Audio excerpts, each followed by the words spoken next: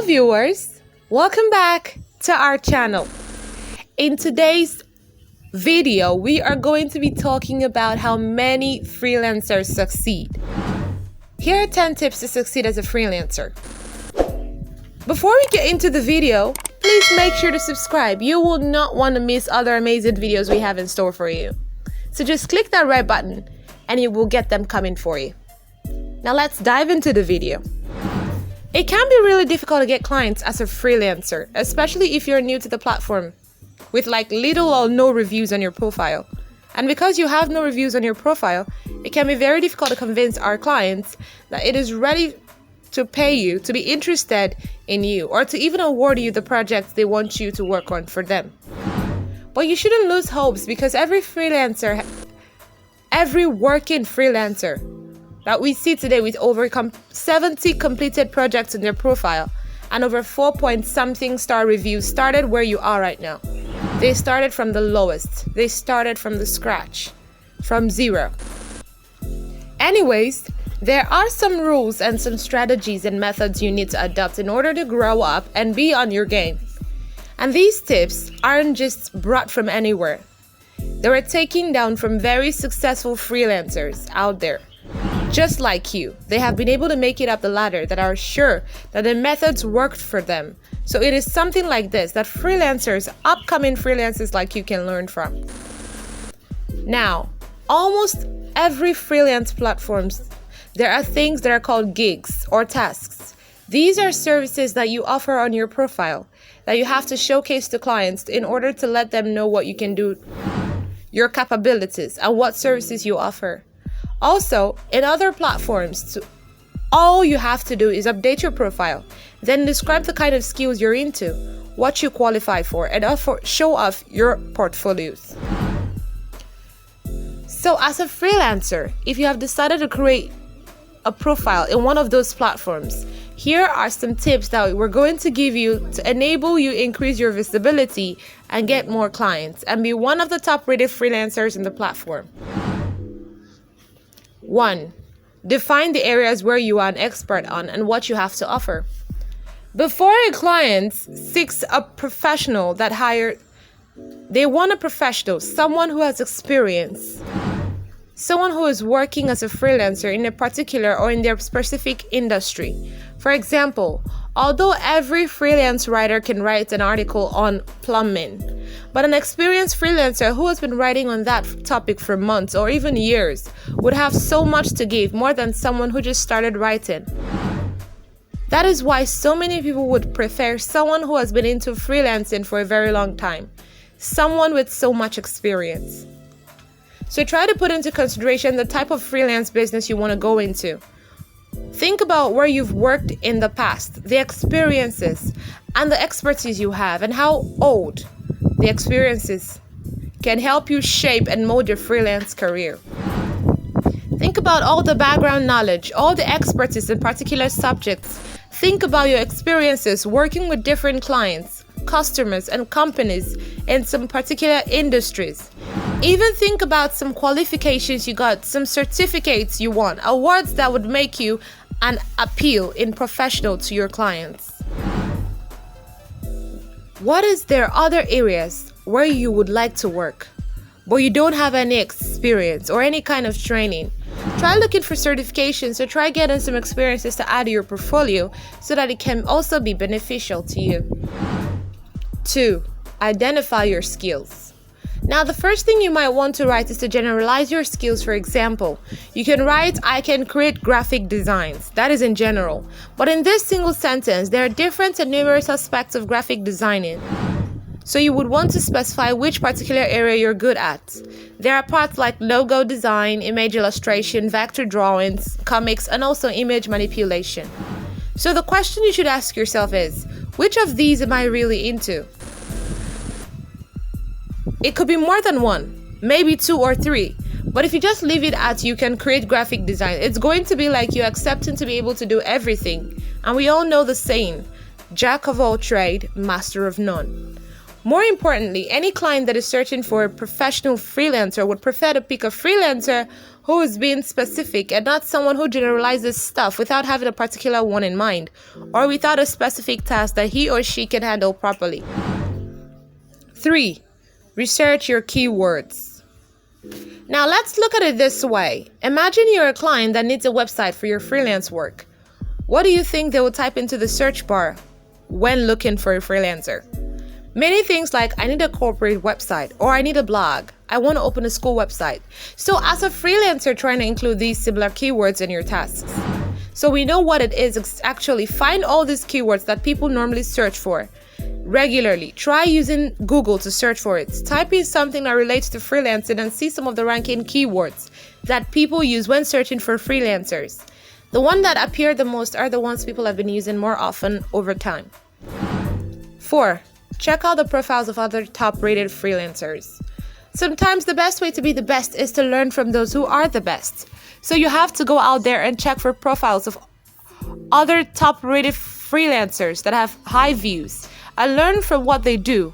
Learn from their own contents, the contents they put out. Even if sometimes some high freelancers are one of the best, not because of their content, but because of the work they do. But still, you will be able to jot down a thing or two from their contents. Another thing you might be wondering is, how do you identify or pick out a profile with good results? How do you know the best people to learn from? Well, it is simple. You also take the position of a client, but pretend you're looking for a top-rated professional freelancer and look up for those ones who appear on the first page, because there was one they're being showcased on the first page are the ones that have a quality content structure that you can learn from. But even if you're trying to copy content structure of another profile, try to make yours unique so you don't get penalized on Google research. It may also affect your credibility. No potential clients will take you serious if they notice that your constant description was an obvious copy work of someone else's content structure. 5. Be detailed. The way your description is being laid out speaks in volumes for you, and it is the first thing, if not the main thing, that would impress a potential client who wants to hire you for a project. So how you structure your text matters. A lot of it tells the person who's reading that the freelancer who owns this profile is a serious person and a professional one too. So as a content creator or someone who wants to establish or put up something very nice in their profile, you should not allow any form of sentence or grammatical errors. And also make sure that you can explain yourself in more words than one. Explain yourself in more details, not just one sentence. Let the reader know that there is a lot from you and there is so much they can gain from you. And also, the same way, every particular work has their own terminologies. There are terminologies that come with freelancing and each task and service that are in there. So you should be able to break down all these terminologies in layman understanding so that your reader can understand you totally and understand the services you can offer. 6. Be unique. Although you are part of the crowd of freelancers, you could stand out, you can be a unique one, and there are lots of ways of making sure that you're different from all of them. For instance, you can have a very mind-blowing introduction. Use the first few sentences of your introduction to blow their minds. Do it differently from what others are doing. If you are a graphic designer, you can showcase one or two of your works in the section for images. You can add a video if it is possible. You can write and try to convince them differently from what others are doing. 7. Structure your task for an immediate purchase. I know this may be difficult, but it is helpful. State every detail of your task in your shopping cart so that whoever potential client that is trying to contact you doesn't need to look for your contacts anymore. They've already seen everything you can offer, how much you're offering it for, and all they need to do is chat you up so that you can get started on the project. If there are other requirements or info that you may need for their projects, you can mention them and let them know if the clients can work with it. And he or she can go ahead to pay, so you can start up. This would even make you stand out and look more professional because most clients get bored of trying to contact a freelancer over and over again. So you just state all your details and everything about your work, and all they have to do is pay for you to get started on their project. 8. Finish it up on the first inquiry. If it is possible that you get an inquiry from the potential clients, make sure you answer all the questions. Do not prolong anything, because the longer you stay with these inquiries, the shorter the chances that you would get any of them to actually hire you to work on their projects. Remember that before people actually come for freelancers, they have like more than one choices. So in order to make sure that you are the one they choose, try to make your inquiries and your answers to them as short as possible. 9. Ask for the feedbacks. What makes any worker stronger is the ability to take on any negative complaints. So as a freelancer, you should not joke with feedbacks. So once you're done with any job, any project at all, make sure you ask the client to tell you or let you know of anything they did not like about your work. Ask them to let you know if there are any negative comments. Now, these are not for him or her to drop in your review section. So it is always better you ask them personally so they will let you know if there is anything you did wrong that they did not like, because it will help you grow better and know exactly how to handle other clients in the future with more experiences. Because when a client realizes that you're open to correction, it tends to be more helpful, and whatever grudge they have against you might become an encouragement because they know you're willing to learn. And though there may be some stubborn clients who would still go ahead to give you a negative review on your profile, do not bear any grudges or look at the clients in a different way. You look at yourself instead and ask yourself, what could I have done to avoid that negative review? 10. Display your tasks on social media. No one can tell you better than yourself.